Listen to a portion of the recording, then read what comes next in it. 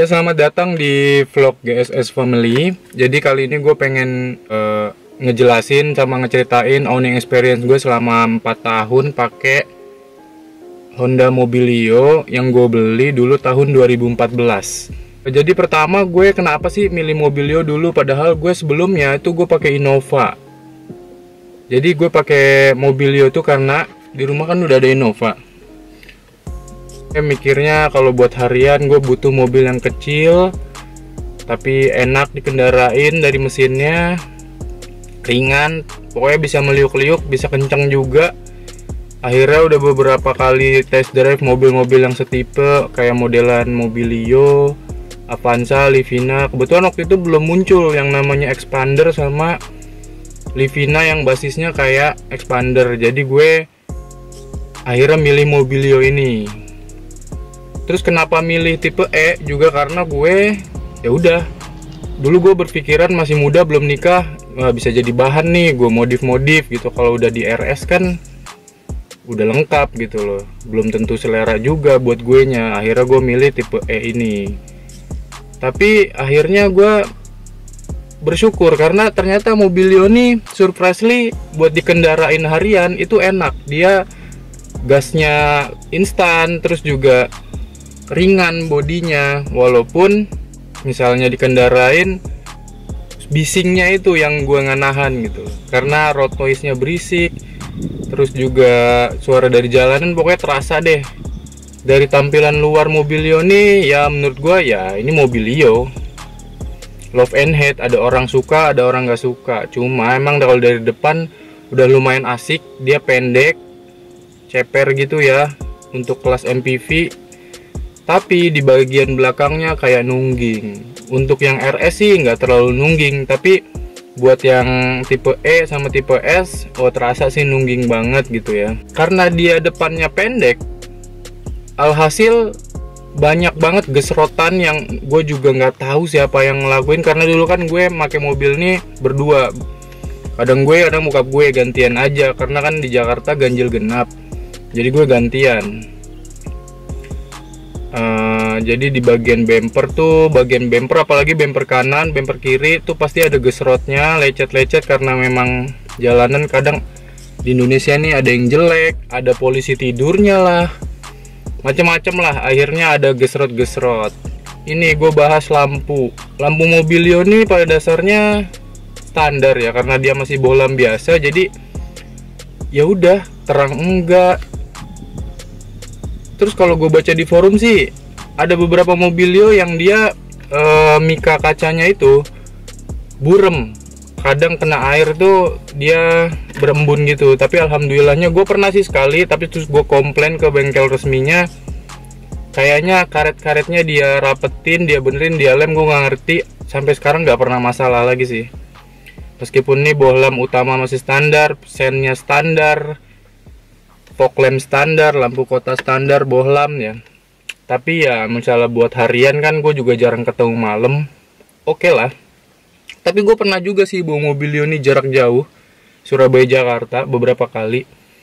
Lumayan tenaganya nggak mengecewakan, cuma emang berisiknya aja sama kaki-kakinya yang lumayan keras. Tapi ya dengan harga segitu menurut gue ya udah. Pada waktu itu lagi ya, kalau sekarang kan mungkin udah ada rival-rival lainnya yang ibaratnya mereka tuh merubah cara pandang mobil gitu. Mereka dengan harga segitu udah harus dapat ini. Harusnya sih Mobilio ini mendapatkan improvement yang bisa bikin orang lebih nyaman lagi, supaya orang pada tertarik lagi sama Mobilio gitu loh. Karena Honda sekarang terkenal banget road noise-nya begitu. Terus dari mesin ya dia cuma 1500 cc NA, jadi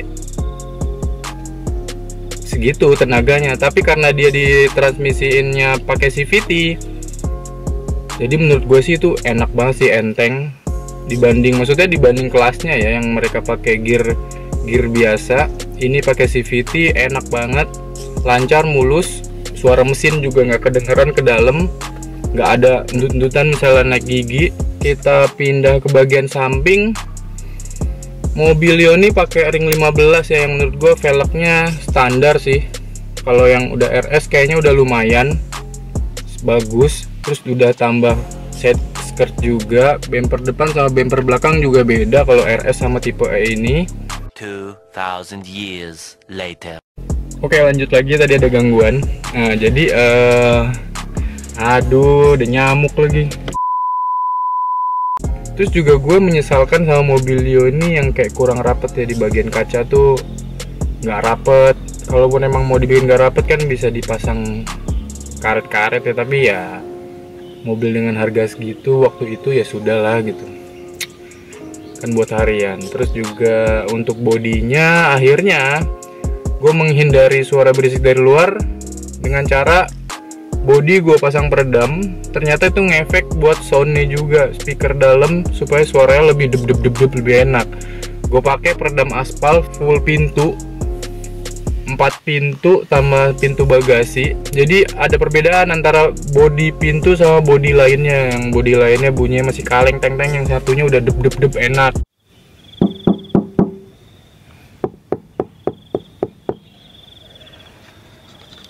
Cuma sekarang udah mulai ada kendala. Gue juga nggak tahu kenapa peredamnya kayaknya copot apa gimana. Jadi dia kadang misal gue buka kaca full, dia agak nempel lem-lemnya, tapi sedikit sih, nggak banyak, dan itu bisa dihilangin. Terus beberapa hari kemudian juga nggak muncul lagi. Terus di pintu-pintunya, list pintunya sekarang udah gue tambahin karet. Karet nih udah double, gue tempel karet lagi. Itu lumayan, suara dari luar lumayan kedap. Cuma memang road noise-nya masih belum terkalahkan sih. Gue juga mau pasang peredam, cuma belum waktunya, belum ada. Jadi ya sudahlah, gue nikmati dulu aja gitu. Terus tampilan belakang ini bolam standar sih semua, nggak ada yang gimana-gimana. Cuma bedanya nih sama RS, ada spoiler atas sama bumper belakangnya beda. Oke, kita masuk.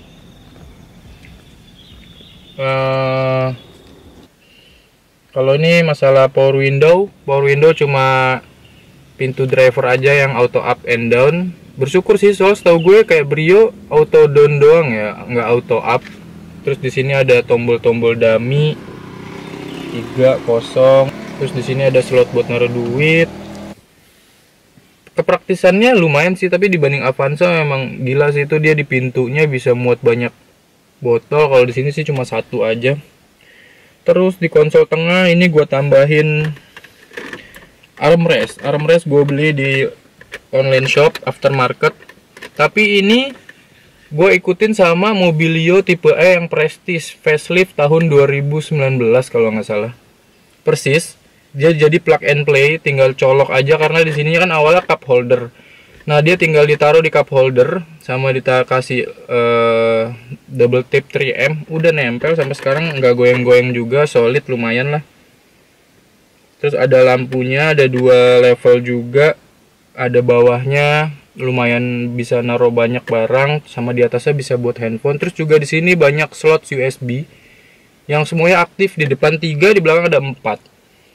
Itu bisa ngecas semua, lumayan. Jadi kalau misalnya ramean di mobil bisa ngecas bareng-bareng. Nah, ini juga gue mau ceritain kaca mobil gue retak, kena batu lagi di jalan tol. Awalnya sih retaknya belum nyampe ujung, tapi sekarang udah nyampe ujung.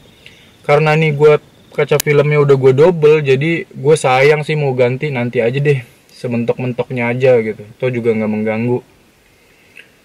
Terus bicarain konsumsi bahan bakar, ini juga menjadi salah satu gue kenapa pilih Mobilio, karena bahan bakarnya menurut gue lumayan lah, 1,15 nyampe dalam kota. Kalau luar kota gue pernah nembus sampai 1,20 lebih, yang menurut gue itu lumayan hemat. Di speedometer nih tampilannya standar ya, cuma ada tachometer, speedo, terus ada odometer, trip meter cuma 1, trip A, ada jam, ada konsumsi bahan bakar rata-rata, sama buat ngatur dimmernya. Terus ini dapat head unit Kenwood, tapi belum yang Bluetooth. Ini lumayan ngangkat suaranya. USB nya di dalam glove box ini, padahal kalau misalnya taruhnya di luar lebih menarik ya, bisa naruh handphone, ngecas di situ tanpa harus buka-buka glove boxnya. Secara teori keluaran tenaganya Mobilio ini yang paling gede dibanding kelas lainnya. Terus Mobilio juga udah dapet apa namanya nih, double blower yang lumayan sih. Cuma gue kadang kecium aroma-aroma nggak enak dari double blowernya, entah karena jarang dinyalain atau gimana. Buat kondisi kabin menurut gue cukup lega, maksudnya ya normal lah. Kalau kata Om Fitra tinggi 177, tinggi gue nih 185. Dan duduk masih lumayan enak sih, kepala masih lega, kaki juga nggak nekuk. Cuma memang baris ketiga dari mobil ini udah nggak terlalu gue aktifin, karena ya mobil buat barang gitu loh, buat dipakai harian, gue naruh barang di situ. Terus juga nih mobil nggak pernah gue isi sampai 7 penumpang juga sih, paling banyak paling 4, sama bocil paling jadi 5. Tapi sehari-hari karena gue masih anak satu, istri satu, jadi gue cuma bertiga. Dan uniknya Mobilio, kalau misalnya gue bawa barang lumayan banyak atau full nih isinya 4 orang 5 orang, itu suspensinya jadi lumayan enak, lumayan empuk. Tapi kalau cuma bertiga ya keras, walaupun emang agak stabil misalnya lagi belok. Terus misalnya lagi kebutan gitu, jadi pembalap, jadi Rossi di jalan tol, lumayan lah. Jadi mobil gue ya baru segitu aja sih, cuma tambah peredam pintu, peredam karet.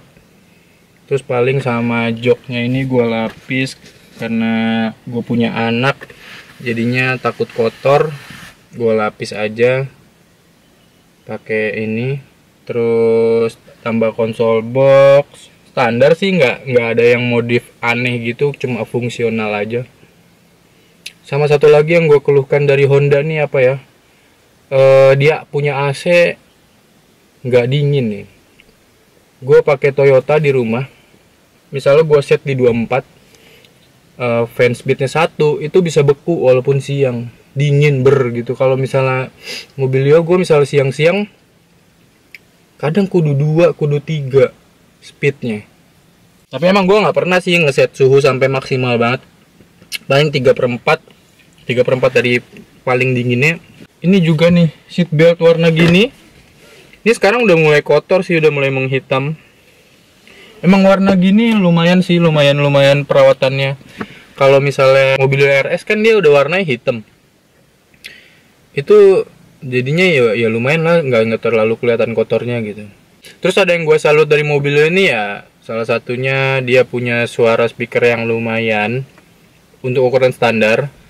Terus suara mesin kalau misalnya lagi di jalan nggak kedengeran. Fun to drive, enak sih dipakainya. Terus dia karena mungkin karena joknya tipis-tipis, jadi ruangnya jadi lega. Soal empuk-gempuk tuh relatif sih, menurut gue ini udah cukup. Kalau emang mau lebih empuk ya lo beli mobil yang lebih mahal aja menurut gue gitu.